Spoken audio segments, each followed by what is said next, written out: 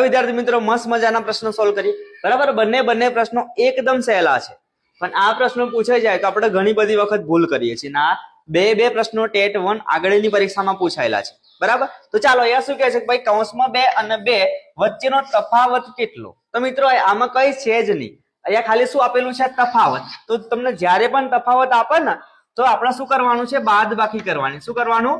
બાદબાકી। બસ બાદબાકી કરવાની છે। અહીંયા 2 માંથી 2 જાય તો કેટલા આવશે તમારા? 0। તો આ બે નો તફાવત કેટલો આવે?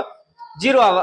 અને જો કદાચ અહીંયા -2 આપેલું હોત તો -2 અને 2 વચ્ચેનો તફાવત તો -2 અને પાછા આપણે -2 કરવા પડતા, તો હવે નિશાની સરખી, તો સરવાળો 2 ને 2 4 આપેલ નિશાની મૂકો તો ત્યારે આપણે જવાબ -4 આપણે લખી શકીએ છીએ બરાબર। ઈઝી પ્રશ્ન છે પણ આ પરીક્ષામાં પૂછાયો છે બરાબર। એવો જ પ્રશ્ન આ છે, આ તમને એકદમ સહેલો લાગતો હશે। શું કરશે ભાઈ?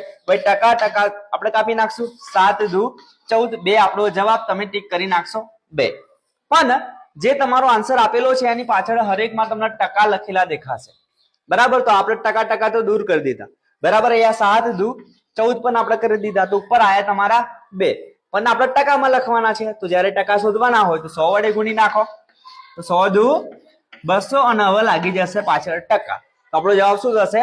200%। તો આવા સહેલા પ્રશ્નોમાં ક્યારેય આપણે ભૂલ કરવાની નથી મિત્રો। આવા એક માર્ક આપણે લેવાના જ છે, અને તમને જે બી પ્રોબ્લેમ હોય મેથ્સમાં એ તમે નીચે કોમેન્ટમાં લખી શકો છો, એના પર વિડીયો બનાવવાનો પ્રયત્ન આપણે કરીશું। Thank you.